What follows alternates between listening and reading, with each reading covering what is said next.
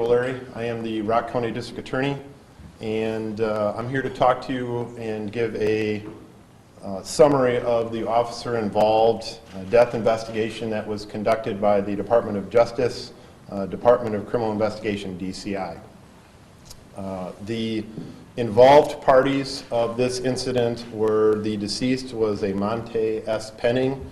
Date of birth was 4/27/96.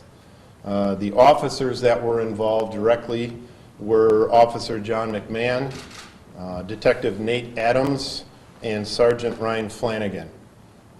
The facts of the investigation were provided to me a little over a week ago, and I've been working with DCI and reviewing that information, and the summary I'm going to give you is basically the information that I have.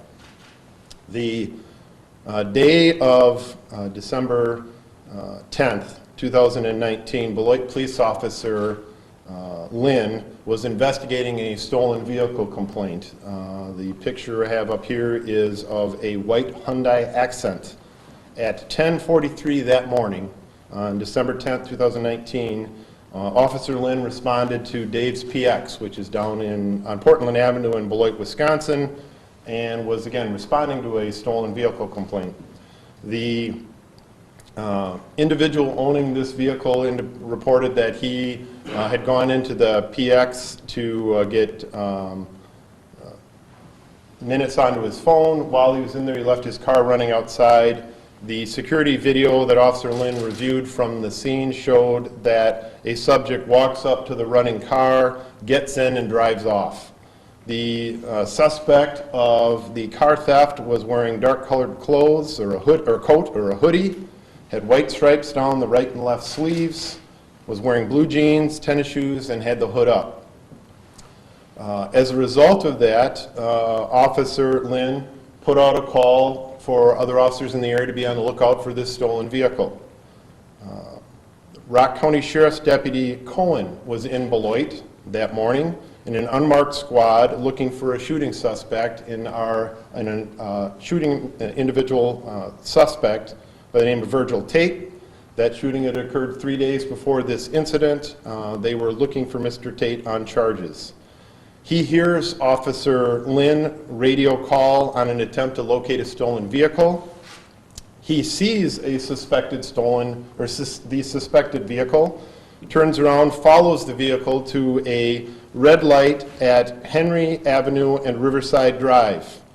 He then, while calling in the vehicle, hears 5 to 8 gunshots in the area of the vehicle from the white Hyundai. There were numerous civilian witnesses that confirmed they heard gunshots at the intersection, and they see the white Hyundai flee the scene. The white Hyundai goes around the vehicle in front of it and through the red light. Deputy Cohen contacts dispatch at 11:42:29 a.m. On December 10th and reports shots fired. Vehicle is eastbound on Henry. The Department of Criminal Investigation, and I'm sorry if I have to go back and forth, I'm trying to give you some of the information that we've provided. The Department of Criminal Investigation arrives on scene and they do an investigation of the initial reports of the shots fired, which of course you can never find.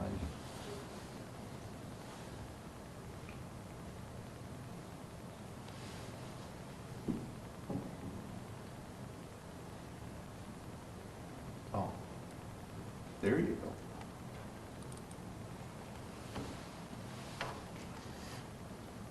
This is an overview of the scene where Officer Cohen came up and was a couple of vehicles behind the white Hyundai. So the white Hyundai, as reported, there was a vehicle stopped at the stop sign. The white Hyundai was parked behind that vehicle. There were at least 3 vehicles blocking this lane here. Deputy Cohen was behind the white vehicle here when he hears the gunshots in this vicinity, and then sees the white vehicle pull out around the vehicle in front of it, going up Henry at a high rate of speed. The Department of DCI, I'm doing acronym now because again, DCI, comes down, takes over the investigation of this entire incident. So DCI also responds to the scene and they collect evidence at the scene. Namely, they recover at this scene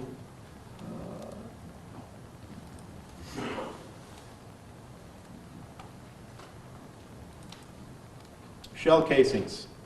So if you're looking at that previous picture, from right to left, this is Henry, and from left straight on is Riverside Drive. You can see the yellow placards there. There were 2 shell casings found at the scene where where Deputy Cohen heard gunshots. The shell casings were collected by the agents for DCI and identified first off as number 1. So this is the shell casing that was found nearest the curb that was recovered. And this is the shell casing that was found in the street. So that crack basically is the pavement in the street where this shell casing was recovered. Both of those, again, collected by DCI in their investigation. Now,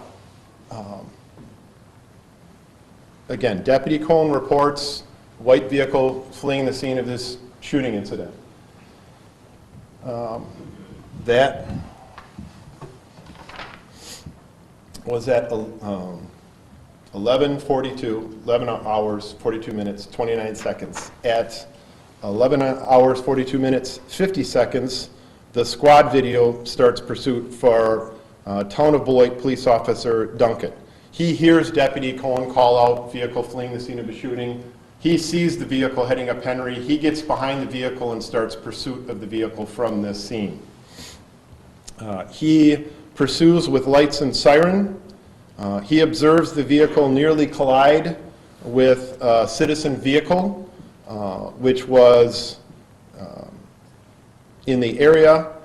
He sees the vehicle disregard numerous stop signs as it accelerates at a high speed away from Officer Duncan.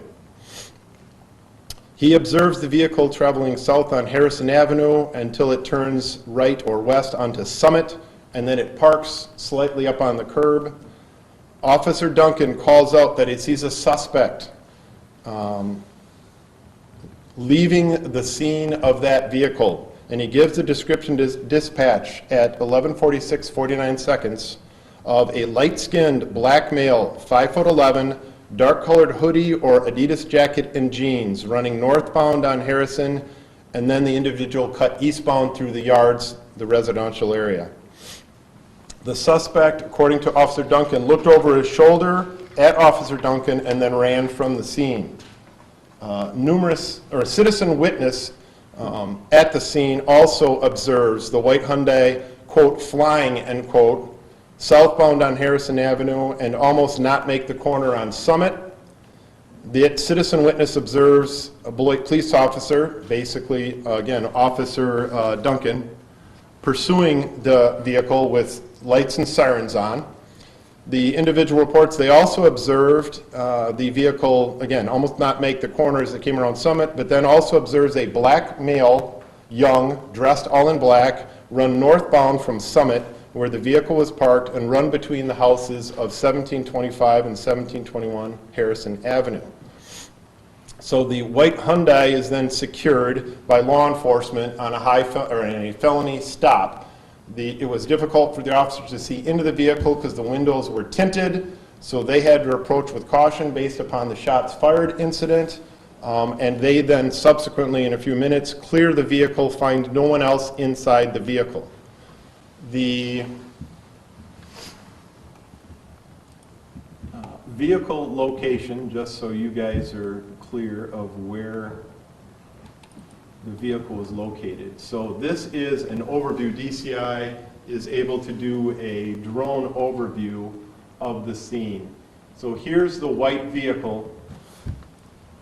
This is Summit.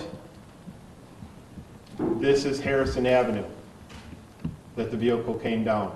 Vehicle comes down Harrison Avenue, almost doesn't make the corner, winds up parked up here slightly on the curb. The individual that is described, the black male, is seen running in this direction back up Harrison Avenue and then cuts across the street and in between the houses. I'll give you a better view here.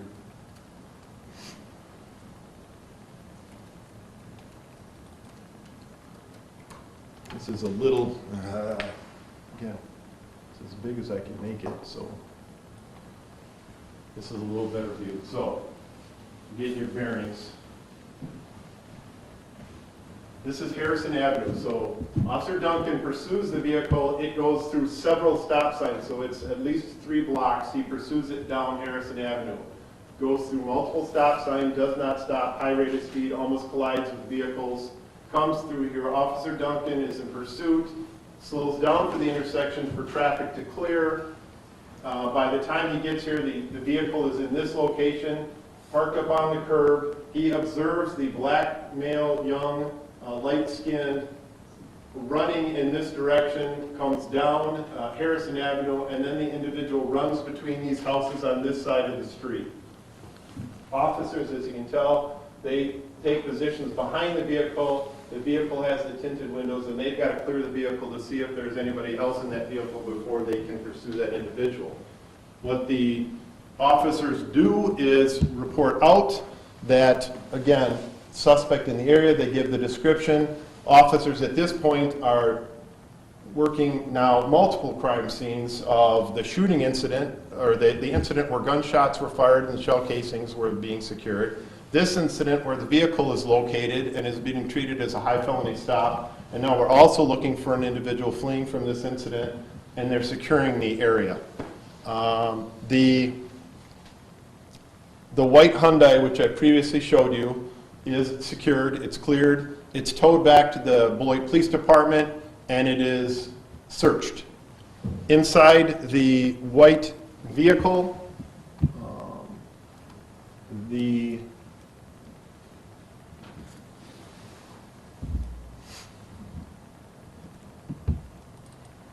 initially when the officers look in the vehicle, I should say at the scene, they observe, this is the driver's seat of the vehicle. And on the driver's seat of the vehicle, they observe a spent shell casing, a fired shell casing. Again, vehicle is towed back to the police department and searched. Inside that vehicle, police locate and collect as evidence.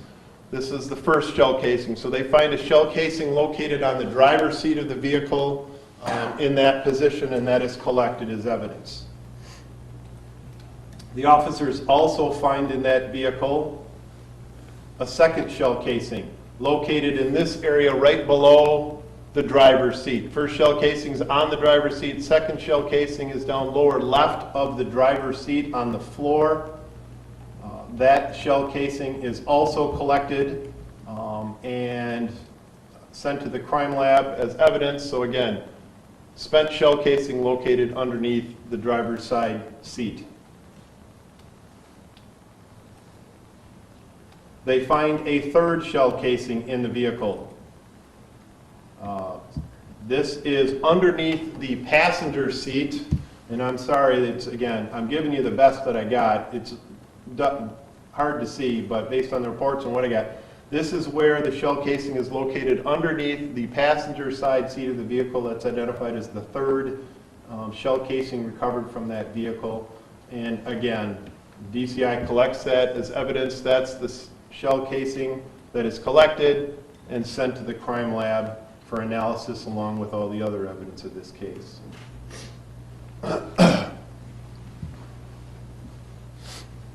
Now, as I said, while this is going on, they're securing the white Hyundai. Officers are creating a perimeter of the scene, looking for the identified individual fleeing the scene. Detective Adams and Officer McMahon respond to the area at 11:57:02. So again, 11:46:49 is when Officer Duncan gives out the description of the individual fleeing the scene. So just slightly over a minute later, Detective Adams and McMahon are in the area in a unmarked squad. Detective Adams is in plain clothes wearing a black ballistic vest with white police letters written on it. Officer McMahon was at training that day and was responding with Detective Adams to the Beloit Police Department. He was in plain clothes but was wearing a red ballistic vest with the words "Firearms Instructor" in bold print in white letters on the vest. I don't know if I mentioned. Detective Adams was wearing a body camera. Officer McMahon, because he was in plain clothes and wearing the firearms instructor thing, was not wearing a body camera. Sergeant Flanagan was in full Beloit Police Department uniform, wearing a black ballistic vest. Again, police bright white letters on that vest. He also had a body camera. His was activated. Detective Adams and Officer McMahon observed Mr. Penning walking on Harrison Avenue. Detective Adams reports that he activated the squad emergency lights and approached him because he matched the description of the individual they were looking for. Detective Adams reports that Penning looked at him and then ran. Detective Adams then calls out pursuit, that he is in pursuit of an individual fleeing on Harrison Avenue. Detective Adams pursues on foot. He, in his haste to pursue the subject, does not turn on his body camera. Officer McMahon was behind Detective Adams, jumps into a squad car that was in the area for a perimeter, backs the squad car up on Harrison Avenue, also in pursuit of Mr. Penning. Detective Adams yelled, "Stop police," multiple times. Detective Adams observed a gun in Mr. Penning's hand.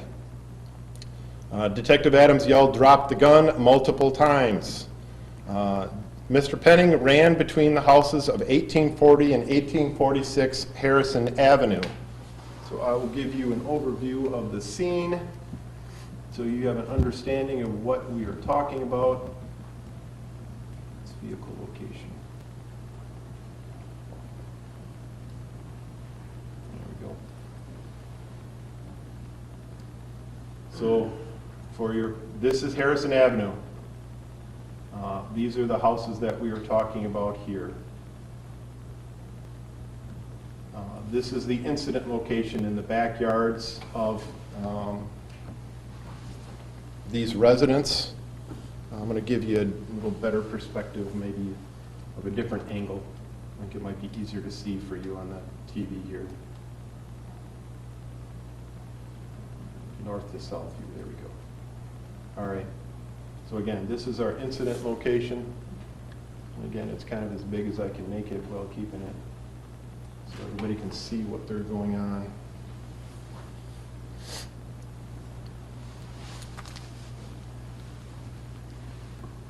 Again, Mr. Penning ran between the houses at 1840 and 1846 Harrison Avenue,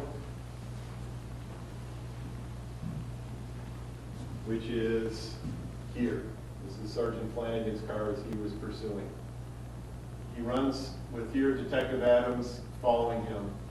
Mr. Penning runs into these backyards. Along here where you see the crime scene tape is approximately a 6-foot fence. Mr. Penning runs through the backyard, approaches this area, is in this vicinity when officers confront him. He then ultimately winds up here where there are medical supplies, and that's where the shooting incident, or that's where he winds up. But I will, again, go over that here in a minute.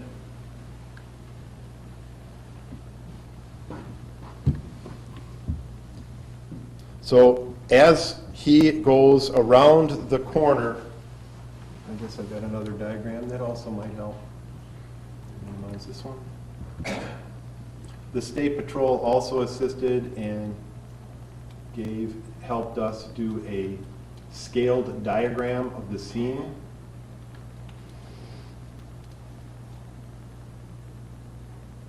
So again, this is the scaled to 100-foot scale. These are the residences, and that's the location, so I'll just be referring here. So Detective Adams, as he comes around the southwest corner of, I think I'll just take my notes up there, if that's all right, after a minute.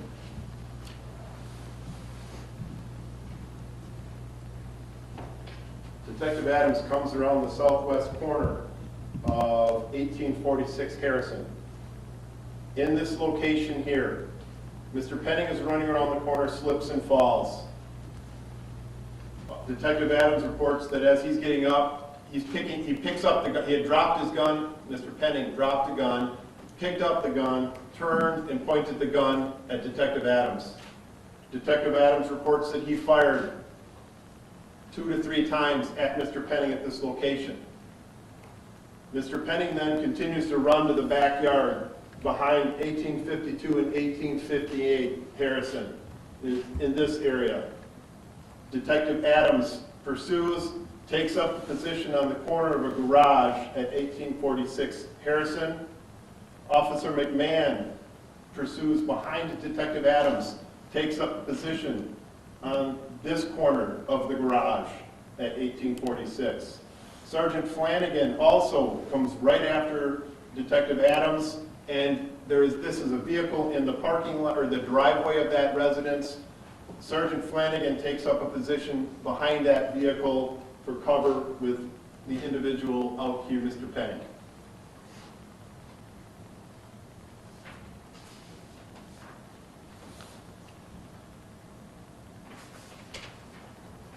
The witnesses report as well as the officers report. We have citizen witnesses as well as officers reporting that multiple commands were given by police officers identifying themselves and telling Mr. Penning to drop the gun. Citizen witnesses confirm they hear the officers yelling police and drop the gun before shots are fired. Officers report that Mr. Penning pointed a gun at both Detective Adams and Sergeant Flanagan. Detective Adams here, Officer McMahon here, and Sergeant Flanagan here all fired at Penning as he was in this area. That occurred at 11:58. So again, this all happens in moments. He's pursued around the corner. He points at Detective Adams here. Detective Adams fires several times. He continues to leave or to run in this direction. Officers take up positions here. He points his weapon at officers here. Officers respond. According to the information that we have collected from the Department of DCI, advised that regarding the shots fired by law enforcement. Law enforcement, DCI recovered 22 fired rounds at the scene, identified as coming from the police officers. They also recovered 1 live round that came out of Sergeant Flanagan's gun. He had a malfunction. He cleared the malfunction and ejected a live round at the scene. That was also recovered. So again, 23 total rounds recovered, 22 fired rounds by officers. Dr. Eli Goodman of the Dane County Medical Examiner's Office conducted the autopsy on Mr. Penning. Dr. Goodman concluded that Mr. Penning was hit twice in the chest, once in his left arm, and Dr. Goodman reported to me that the wounds to Mr. Penning's left arm were consistent with the fact that Mr. Penning had his arm extended towards police officers.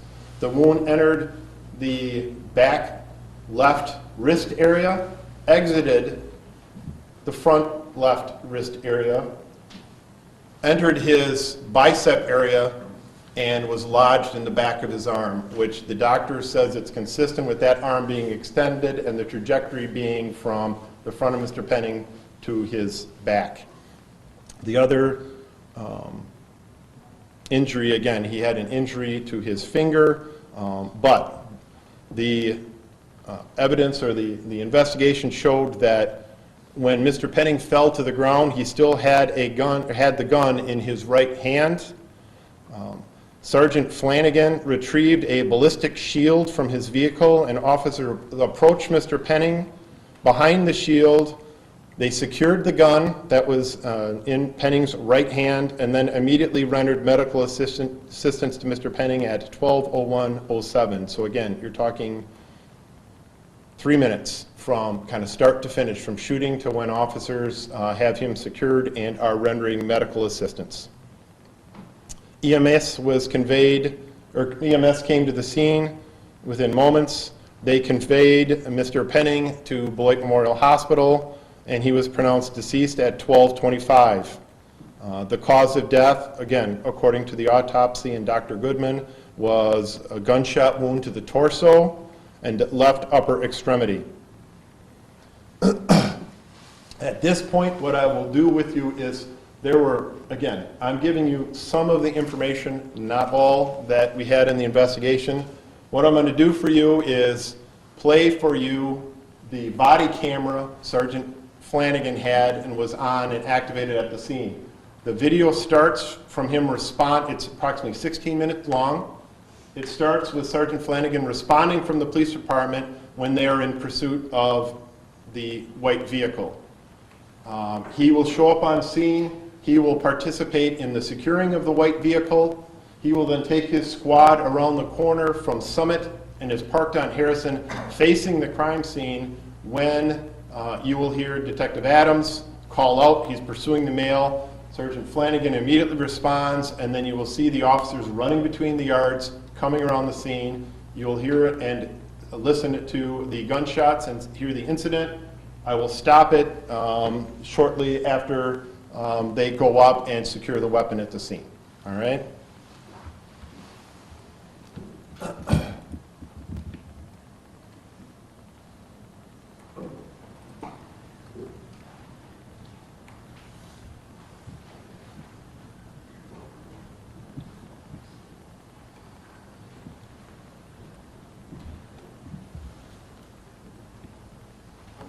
And the sound comes on when they turn on their cameras. I believe it comes on approximately 30 seconds into the video. But this is Sergeant Flanagan responding from the Beloit Police Department on this incident.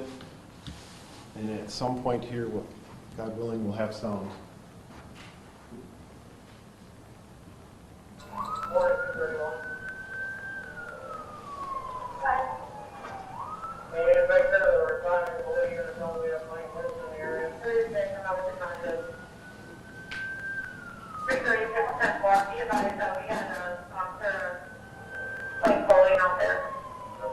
This is going to be a light van on black, 511, their color. If you just tap into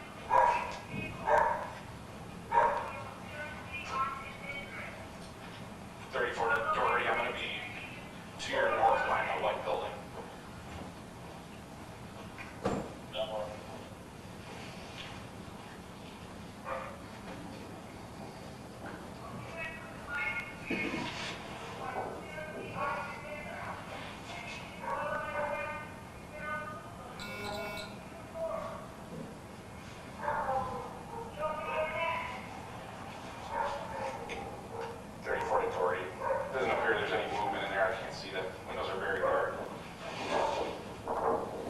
No worries, but no movement is to stop in the vehicle or emails to cover it.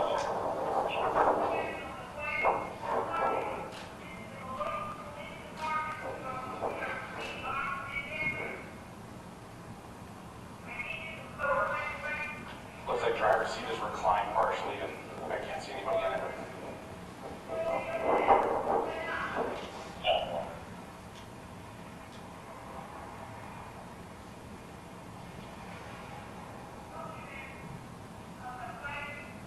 If she wants to, you can't challenge it. If you guys want to do a passenger side approach, I can meet you from here.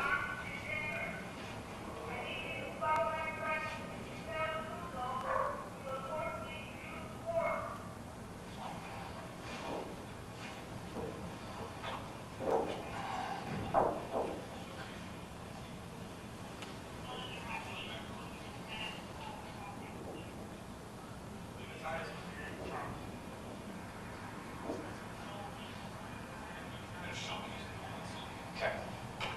Where do we lose him at?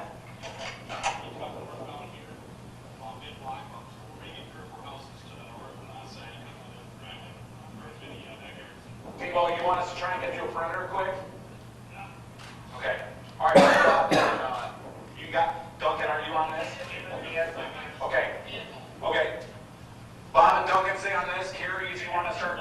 Which direction did he go, Duncan? Vehicle clear.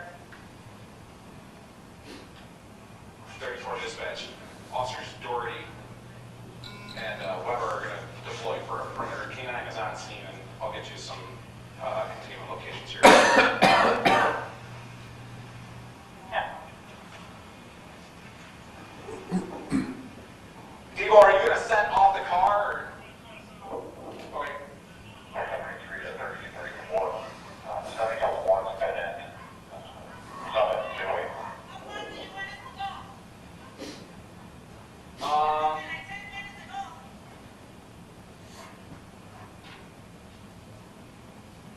Yeah, get north. Get him in Henry.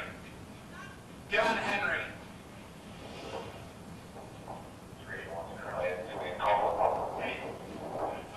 Yeah.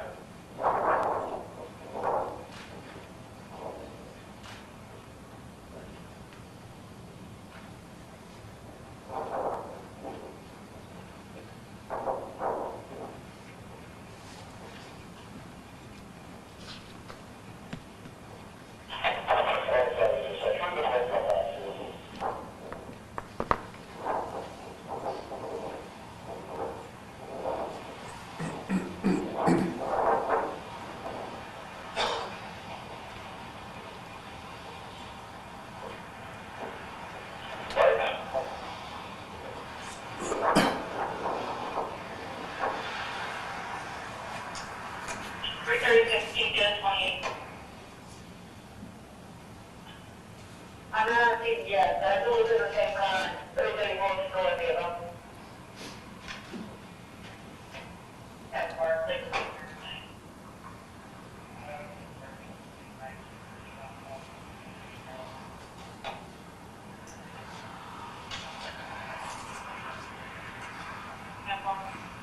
Please, there's one of the other units. Just be advised, Green has Green pulled into a house at the suspect. What cut through the yards? It's in the area, just be aware of that. You might be in the area to try and pick up the suspect. Unable to get a plate up. 424 traffic started, we're going north, Summit, through the area to the west side, on here.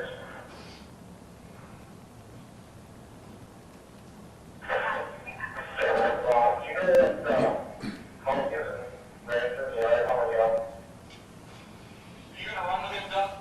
Okay.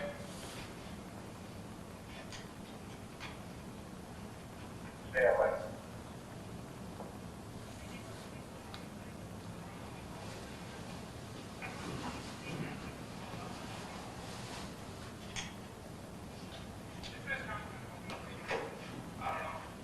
Going between the fourth and fifth house, northbound on Harrison on the east side.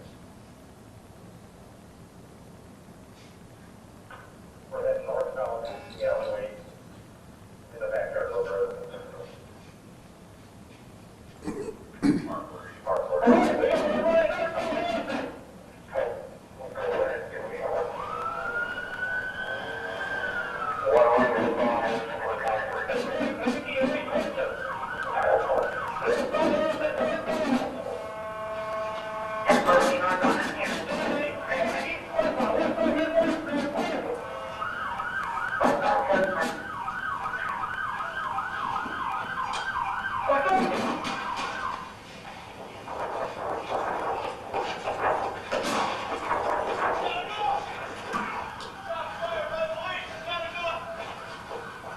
We have law enforcement shots fired at this location. Subject is still armed.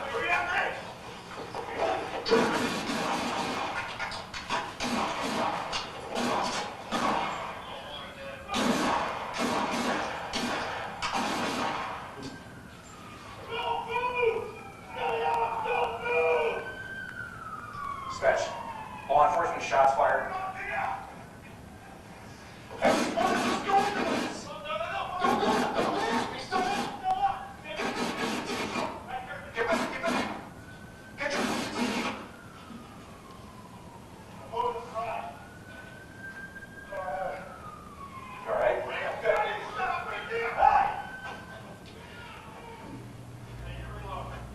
Go ahead. Me too. You up? Stay inside your vehicles! Stay inside your vehicles! Hey, somebody good.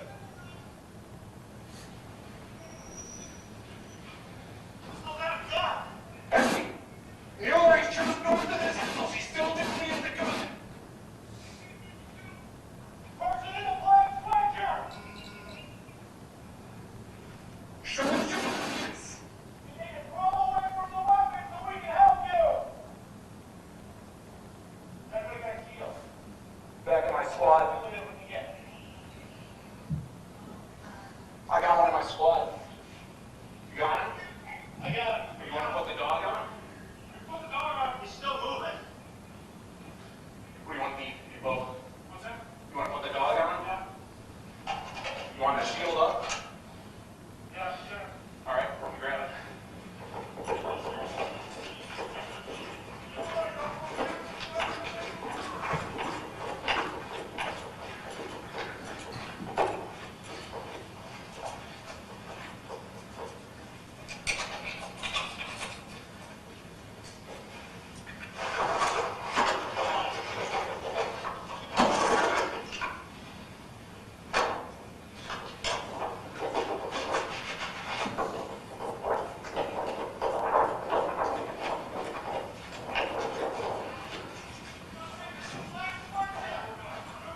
Crawl away from that weapon so we can help you!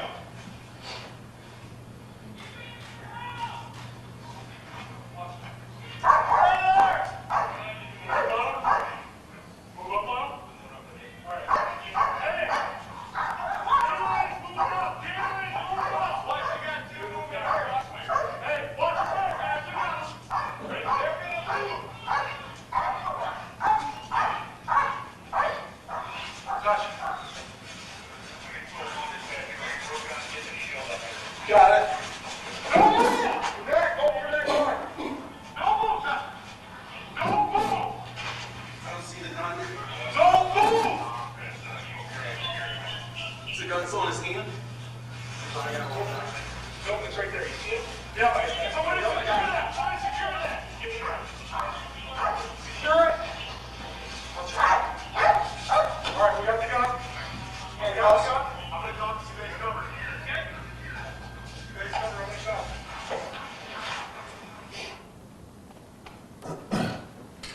All right.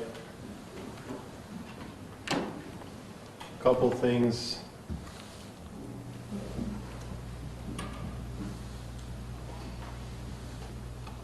Just put it up now while I got it here.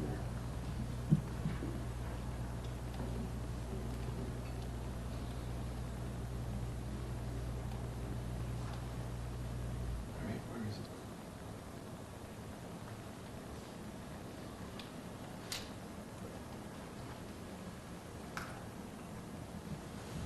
Oh, there it is.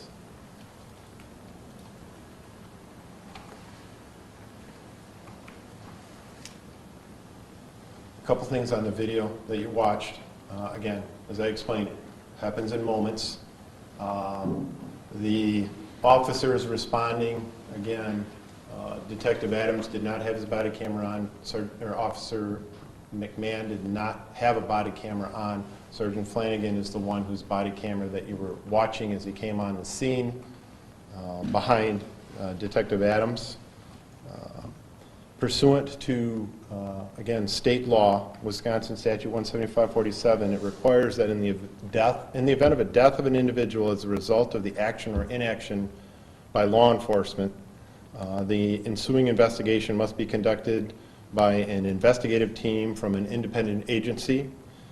In this case, the Department of Criminal Investigation, DCI, from the Department of Justice, conducted the investigation in this matter. Again, the lead investigator was Special Agent Lourdes Fernandez, and Special Agent James Holmes was assigned as the secondary investigator. DCI reviewed the reports, the body camera, squad videos. They interviewed law enforcement officers. They interviewed civilian witnesses, reviewed the medical examiner's findings, and collected and had the crime lab examine evidence from the multiple scenes that we've been talking about. The DCI collected 2 9mm fired cartridge casings from the intersection of Riverside and Henry. So I showed you those 2 shell casings. Those were both collected. Those were 9mm casings. They also collected 3 9mm casings from the white Hyundai. Those are the 3 I showed you collected. Those are also determined to be 9mm casings. They also then collected, you saw a deputy approach Mr. Penning while he was down. This is the weapon he took from Mr. Penning's right hand, moved it off towards that bush so it was secure and away from the individual so they could provide medical assistance. Immediately after I shut off the videos when they secured Mr. Penning in handcuffs, and then they started providing medical assistance, and I didn't think appropriate to show that here. The DCI investigation showed that this gun was stolen out of an incident in Milton, Wisconsin in 2018. Importantly, in their investigation, DCI concluded that the trigger mechanism on this 9mm was depressed, showing that the trigger was in the rearmost part of the trigger guard, and that the action of the gun, or the top portion slide of the gun, was closed, and no ammunition was found in the gun. The crime lab had this gun, as well as the ballistic evidence recovered, examined. The analysis of the gun run through the National Integrated Ballistic Information Network, or NIBIN, database shows that there are investigative leads that were established for 8 other shooting incidents in the city of Beloit related to that gun. The ballistic testing on the fired cartridge casings showed that the 2 fired casings from the intersection of Riverside and Henry, as well as the 3 fired casings located inside the white Hyundai, were all fired from this gun. There was DNA analysis done on the gun. They swabbed the gun for potential DNA traces. There was a red stain located on the handle of the gun, as well as the swabs that were done on the grips of the gun. All of those came back with the conclusion that the DNA belonged to Monte Penning.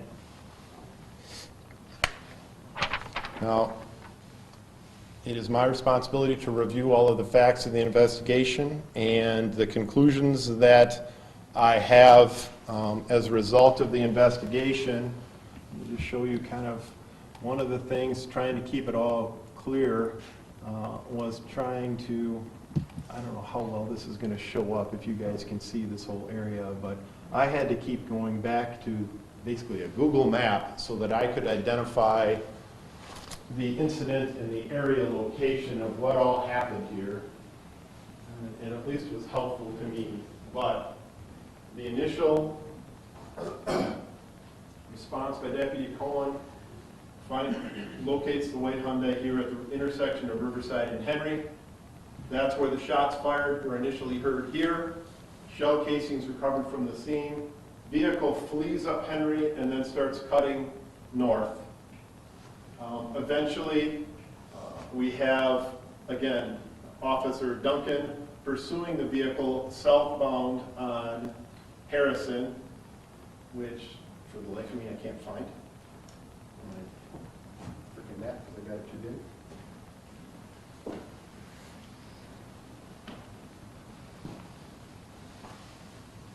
All right. Fun with technology. There we go. Summit. Lord, it's hard to see. Sorry about that.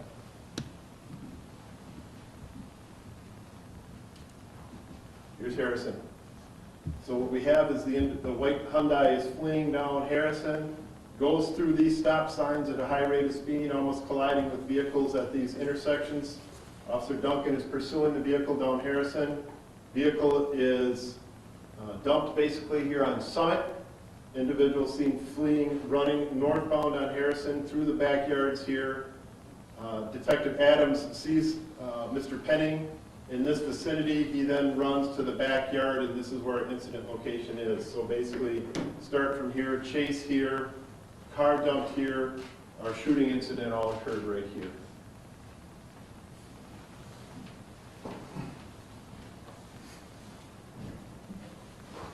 The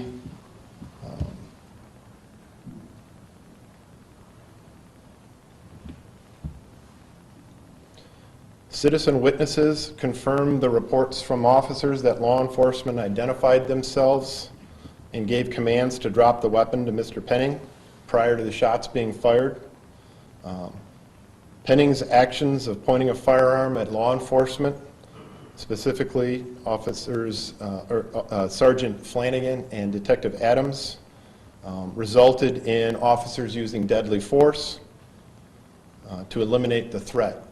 The video that you watched, although it's initially hard to see, you can observe that at the start of the incident, and with the assistance of DCI, they slowed it down. We took stills, we examined it.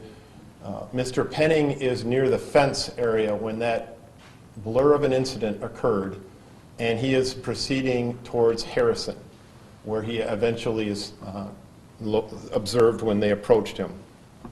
As I said, the autopsy is consistent with his arm being extended towards the officers when he was shot.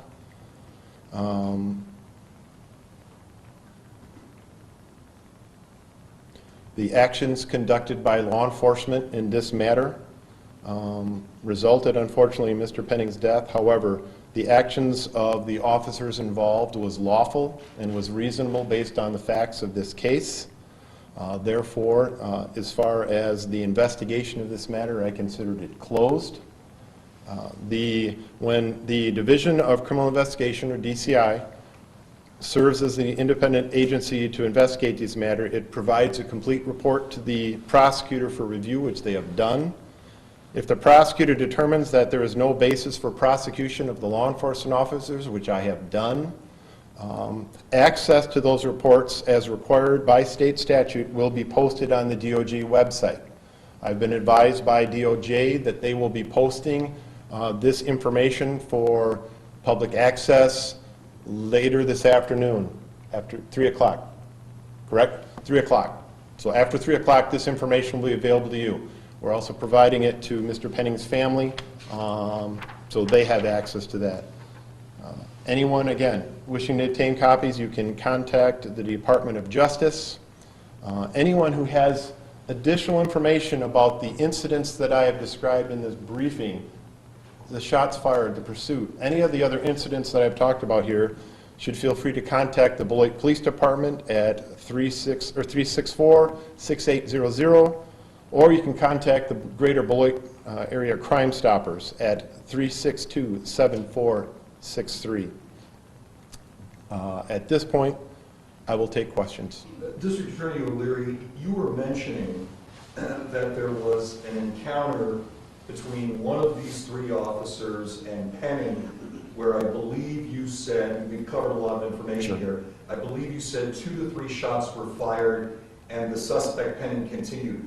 Which officer confronted him there? And I think you also described that in that encounter, the officer says Penning was pointing his weapon. Which officer was that? Sure. One thing I did forget to say. Anybody who wants a copy of my prepared statement, so you get Right? What the summary So was. do I have it wrong? Yeah, no, you're right, you're right. So any of the details that I gave here, I have it written out. I'll be happy to email you. Anybody who wants that, get me your email address and I'll email you.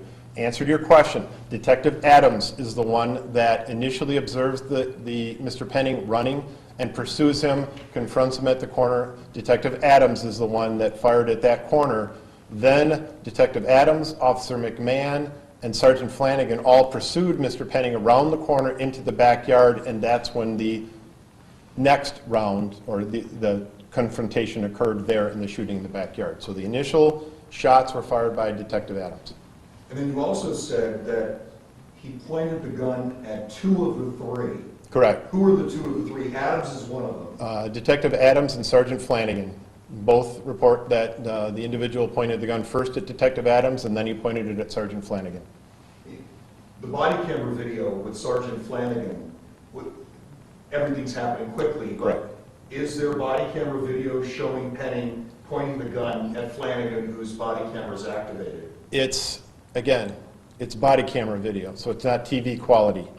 There, again, the video speaks for itself. I'll let you, you can have access to it and you will be able to review it.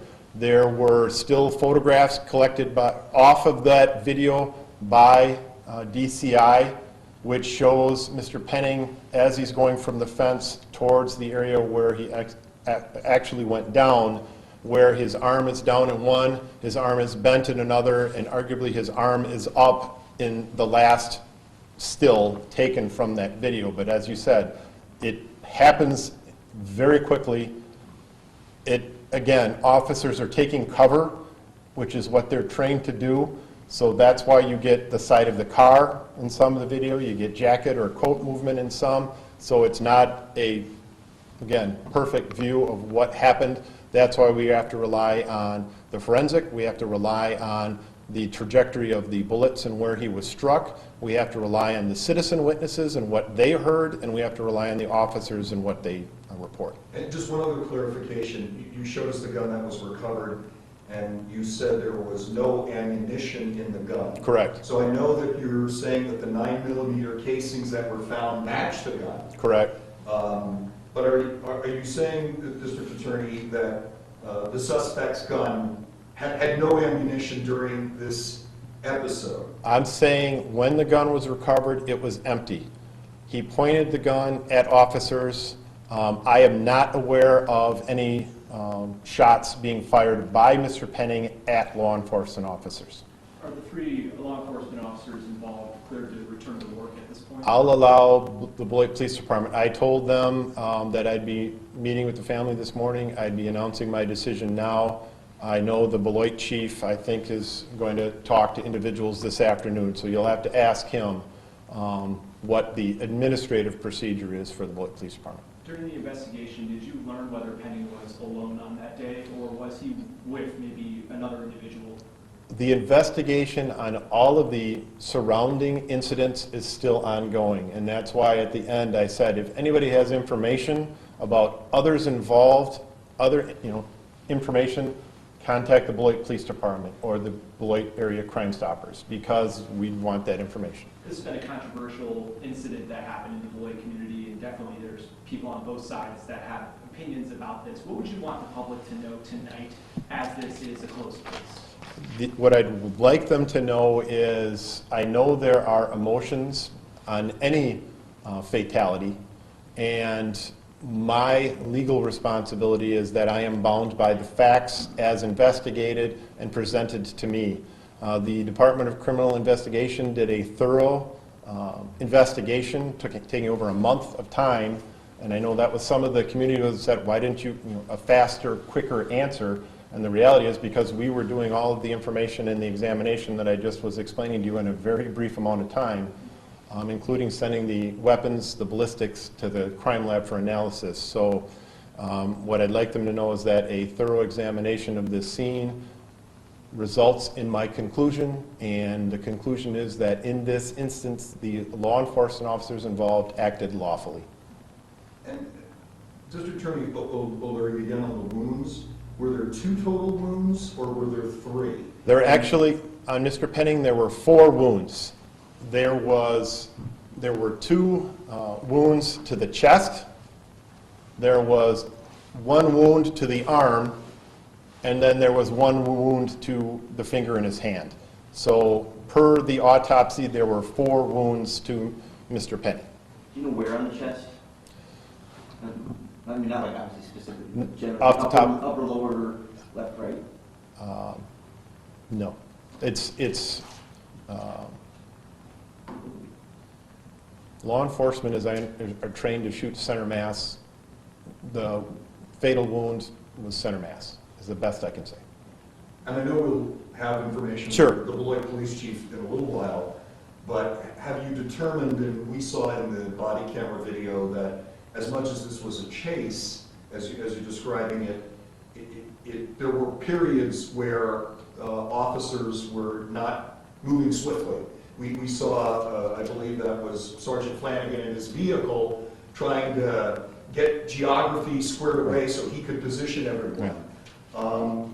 Do you know why Detective Day didn't turn on during any of that period of time his body camera? No. And that's, again, that's something you can pursue with the chief. That's, what I can tell you in a tactical situation, there's always lessons to be learned and what we can do better. So in this instance, he, didn't turn on his body camera. So I'll allow the chief to answer that, but the reality is, again, everything else he did was lawful and appropriate. That's an administrative thing that, gee, it would be nice to have the video, but not legally necessary. Was there any DNA recovered in the vehicle that didn't belong to Penny or the vehicle owner? That incident is still under investigation, and I'm not ready to discuss any of the further facts of that.